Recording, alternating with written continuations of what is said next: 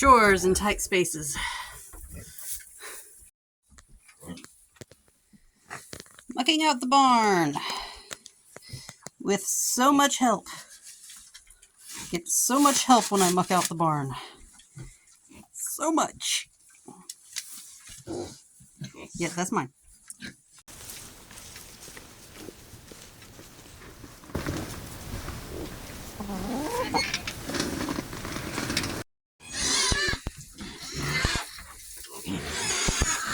You get even more help when you try to put the fresh hay in after you're done mucking out the barn. You get even more help then. Yeah, hi. And once again, are you still trying to eat my pants? Really? Still.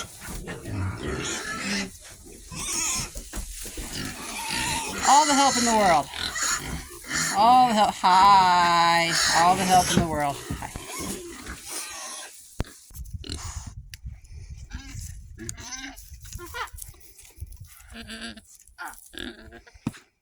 Why don't you use one of the ones just above it there? Yeah. I'm going to see this. Put it back. Just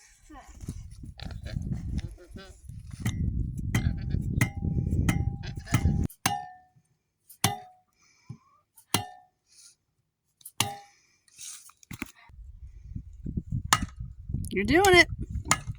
I'm also making some echolocation. Make an echolocation, yep. All the bats will be able to find you.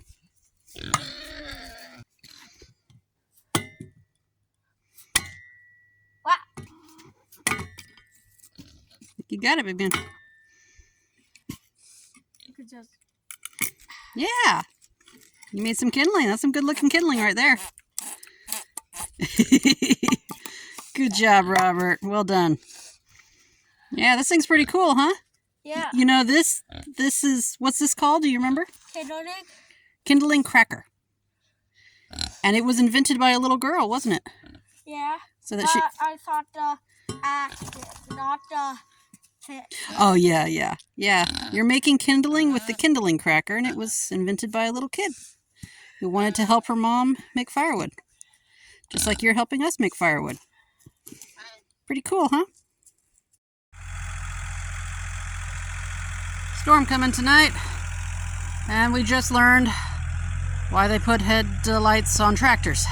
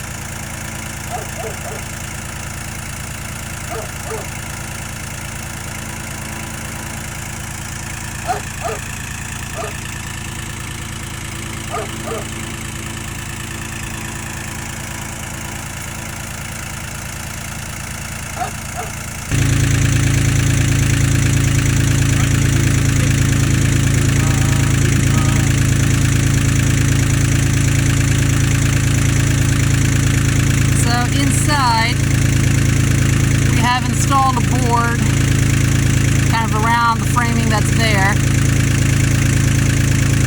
and we have some eye bolts coming through the wall. The idea here is that strapping the house to the tractor will hopefully keep the house from flexing that much. Hopefully. And if it won't flex, then hopefully it won't fall down.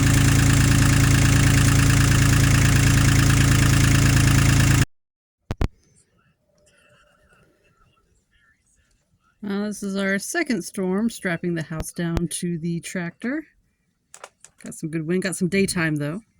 And snowy, windy, but it's working out pretty good.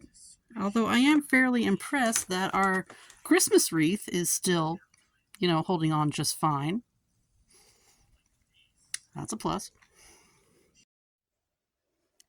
Okay, so a big project in order for us to hunker down and overwinter in the tiny house is to get a larger wood-burning stove, because the one that we have in there is really just for like tent camping. And it's been doing a pretty good job so far, but it's been mostly keeping the cabin above freezing, which is wonderful. That keeps our batteries safe. And we get bundled under the covers anyway, and that's fine. Keeps all the water liquid. So, for being far more square footage than what that little stove is designed to do, it's been doing a good job. However, we would like it to be slightly warmer than that, and colder weather is coming. So we are going to be installing the previous owner's wood stove that he left here and that it is all rusted up. And if I had thought about it, then I would have restored that little one at the same time I was doing Anne, but I didn't think about it, so here we are. Okay, and here's our little problem child that honestly we've not paid much attention to because we didn't have any plans for him, but plans change. So this was here when we got here, in exactly this place and exactly this position, filled up with firebrick. Been using some of the firebrick for stuff. When it started to become clear that the medium house was not going to have a roof on it by winter time, and we started just having trouble with daylight hours and keeping batteries running in the cold for all the power tools and stuff, we decided I started working on getting this thing functional. So penetrating lubricant, really the biggest, it's all fine really, it's a hunk of iron.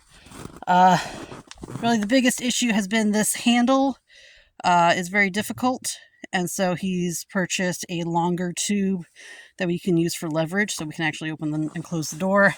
Been using the penetrating lubricant on it. I also have a kit to replace this gasket. Shouldn't be too difficult.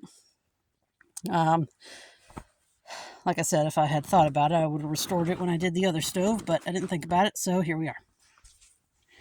And this thing is heavy, so yeah.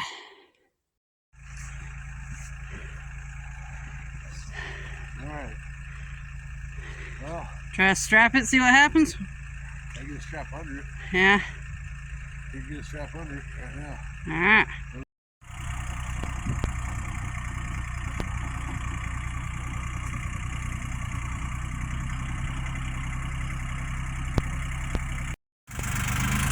Okay, forks didn't work, so this thing has been sitting here for years.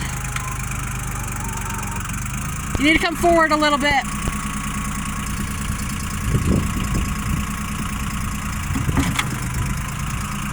Alright. It is simply frozen into the ground.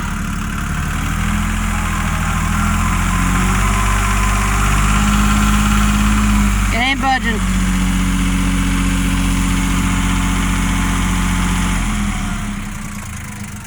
Alright, plan B. Back to South Carolina. No. Oh, wait. That's like plan 7 or something. Okay. Yeah, plan B. Plan B. Plan B. Good old Tractor Supply. So, astute observers will remember that this is where we had our outdoor shower. We decided that we were going to save those paving stones and put them under Anne, but, well, things have changed a little bit. So right now we're putting a wood burning stove into there and are going to use those guys as a floor to make sure the floor doesn't get burned. Now, Honey Bunny, last time we had a warm spell, pulled all these guys up and stood them up so they won't freeze to the ground, but now they're still under the snow we've been using to bank everything up. So that's what I'm doing right now, is digging the paver stones out, and then we'll use them for our fireplace.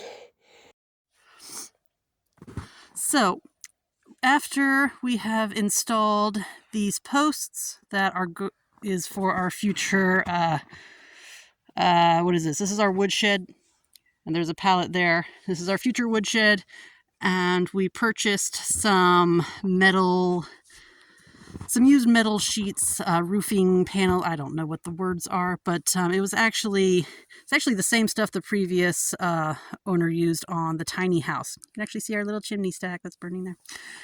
And so these were leftovers from a neighbor from an old project. They're like second use roofing sheets, metal sheets.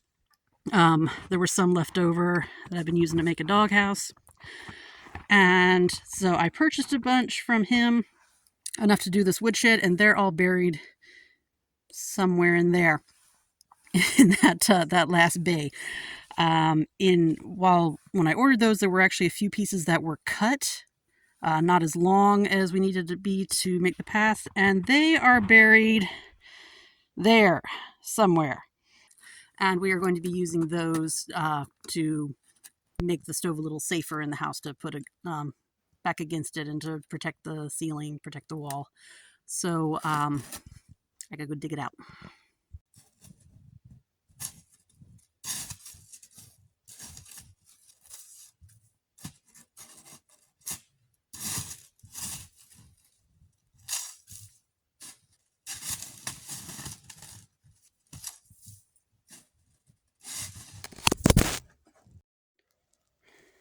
Okay, I don't know how much that recorded before the phone fell over into the snow, but found them. So these were 3 pieces, 2 pretty decently fat pieces that were just cut shorter than the normal 8 feet, and 1 kind of thin skinny piece. So these aren't suitable for roofing anymore, just because they ain't long enough, but they'll do pretty good at protecting the wall. All right. Hello. So now we've got some papers down. Now we need to test fit the oven. See where he's going to go. All right. I think that's in there. Push and shove and find out if smoke comes out, you know. Yeah. But we are in the process of We got it in. installing chimney. I don't think I got a shot of our old setup, but we had a little like tent fire on top of the right here. The filing cabinet. We've moved from, it was over here. Moved the filing cabinet over there to make more room, and we had it going through the wall there. Opening that I patched. But it's just not quite keeping up with the -10 temperatures that we're getting. So we picked this up at Tractor Supply. It was a floor model, so we got 10% off. Yeah. And it appears to be a reburner, so that's good. Secondary combustion, so that's gonna not be too happy with our greener wood, but c'est la vie. Here's what it is. We're trying to fit it through some rafters here. Bless you. Yeah. And just sort of dry fitting and seeing where everything needs to go. Fortunately, there is enough space, so I think I neglected to get any shots of it while it was installed, but this is the stove we've been using. It's just a little tent camp stove, meant to be portable. So all of the little, like I said, it's meant for a tent, so all the little pipes and things fit. Come on, focus. There. All the little pipes and things fit in there. And these fold out into trays, but they also be used as a handle. That's what we've been using, but super tiny. I'm trying to cut this metal. Still don't know what my metal shears are. Ain't seen them in a while. So that's going to be Sawzall. Metal cutting blade. Whoa, look! Water is being sucked up the stem of my plant like a straw. That's right, Logan. The stem carries water and nutrients from the roots to the rest of the plant. Deposits. From spicy Indian vindaloo to Chinese cacao. But how did they get into so many of today's foods?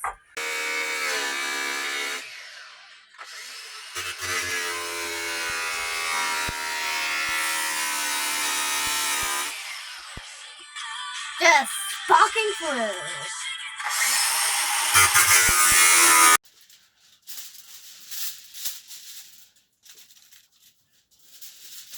Do not attempt at home. Yeah. Yeah, don't do what do what we we're doing. do. No, In don't. fact, this may one day end up being evidence. That's Don't the do the case. stupid shit we're doing. Yeah, no. we do not recommend you do what we do. No. So, good luck to you and good luck to us. Don't do the stupid shit we do. Don't do the stupid stuff we do. All right, so we got to figure out how to seal that because right now it might get just a wee bit drafty. So we've got this old boy. Ordered this. This is a silicone pass-through. It's adjustable to different size pipes. We got one big enough that it'll work for our 6-inch, and also if we found out later we wanted to expand it to a double wall, it'll adjust out to up to, this one will go up to, heck, I don't know, 9 inches. So that ain't bad. This is a new company. This is a new company. I'm not sure what it is, but these are just high. It's called Flashers, trademark, made in the USA. Always shop in the USA if you can. Small company, but they've got these things and it's adjustable to help fit at different angles and things like that. So we're going to use it up there. We've got some part where the corrugator roof is bunched up, so but this stuff is flexible. So we're going to go over there and see if we can figure it out. By we, I mean probably Honey Bunny, just because if I go up there, there's a good chance I'm coming back down quickly because of the way this is built. So there you go. Okay, so I am up here on the roof because it's a little bit safer for me up here than for my husband. So I'm just fitting this over and nice tight seal. I'm going to need 2 hands for that. So apparently, Honey Bunny has discovered that drill bits work better when they go in the correct direction. Yes, that worked a lot better than reverse, yes. Who would have thought? The goats are curious what I am up to over here. Hey, ladies. What's up? All right, so this is kind of a cute little thing. I'm actually fairly impressed with this product. I was able to use a little hammer here in order to just sort of form it around the corrugation. This is all just a bunch of excess rubber and everything. And this was supposed to go up to like what, 500 degrees or something? 450, yeah. 450, 500 degrees, what it's rated for. Yeah, it's silicone, it's not rubber. I just slid over there. You cut it to wherever the pipe thing is, and that, you know, for having to go on top of corrugated metal, I'm pretty happy with that. I'm very pleased. All right. Oh yeah. And now we have chimney, and that rope is not nearly as close to it as it looks from this angle. And But we'll see if it's tall enough. If we get issues, we do have some more pipe we can put up there, but I'm not sure how at this point. yeah, that thing fought me pretty much getting that thing screwed in. But yeah, you can kind of see how it can form around the corrugation. Pretty decent seal all in all. All right, down we go. Good morning, Cleopatra. Did you want your breakfast? Well, the wreath survived 2 winter storms, but it was not enough to survive a hungry goat. No. Hashtag homestead life. Yes.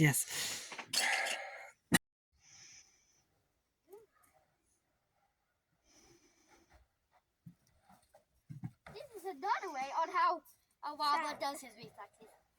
Like that! He doesn't even let me do the camera! But there you go. Robert, just hold it. I'll try.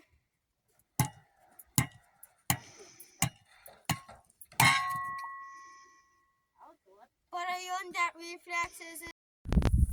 Okay. So we got like 11, 12 inches of snow last night, but no wind this time, which is lovely. And now that we have enough snow to actually work with, I am banking up the RV so that the floor is not so cold. I'll do the same to the tiny home.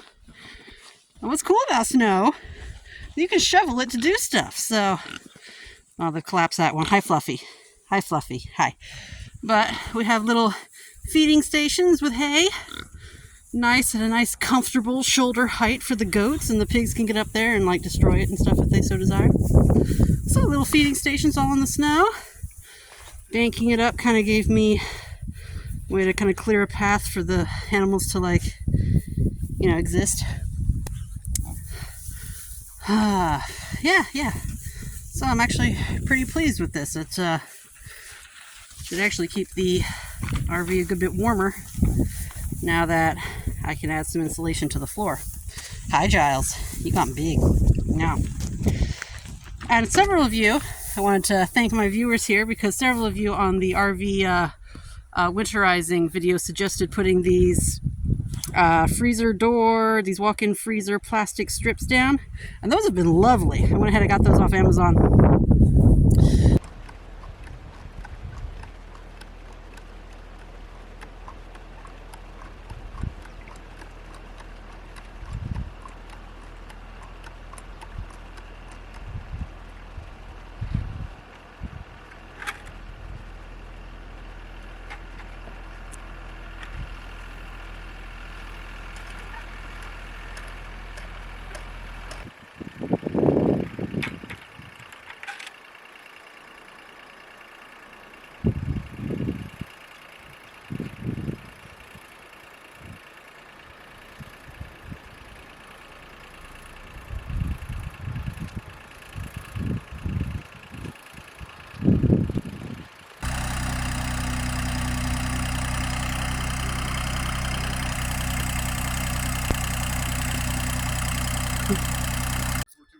Oh.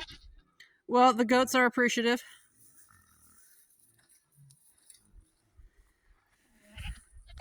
Is that yummy? Say, oh, we like this stuff. Oh, I'll say, thank you, Daddy.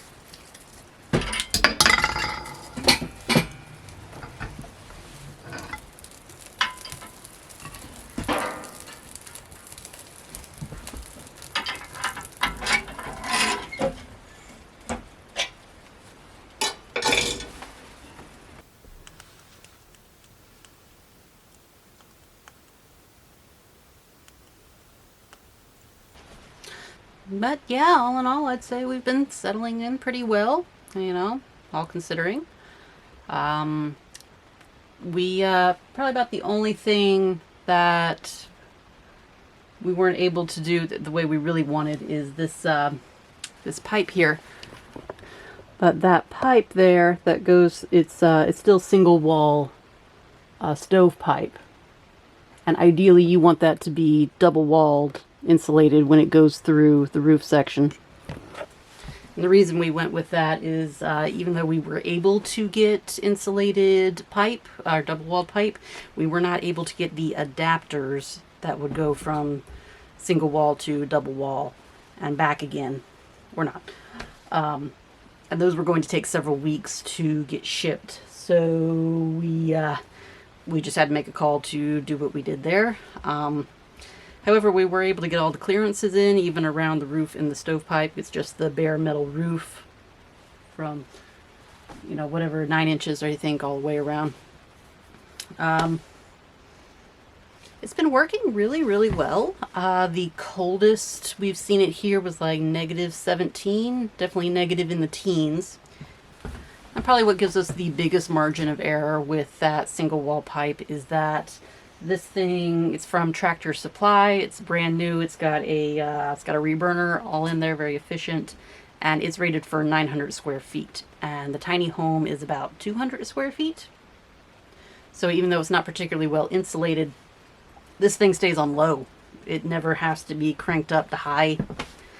You can just do a slow burn. And the coldest we got it here, like in the negative teens, -15, -17, it was 50 or 60 degrees warmer in here with that thing just burning consistently, but on low all the time.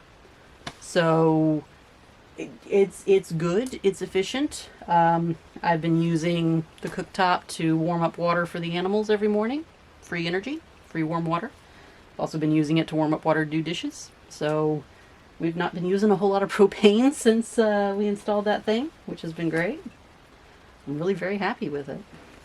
One thing I didn't like about it at first is that it doesn't have a window, so you can't like see into it without opening the door. Just to see how things are going. But then I realized that I have a cat, and the cat is an excellent thermometer, because depending on where she is, you know, if she's way off the blocks here, off the paving stones, then fire's going pretty good, putting out a good amount of heat.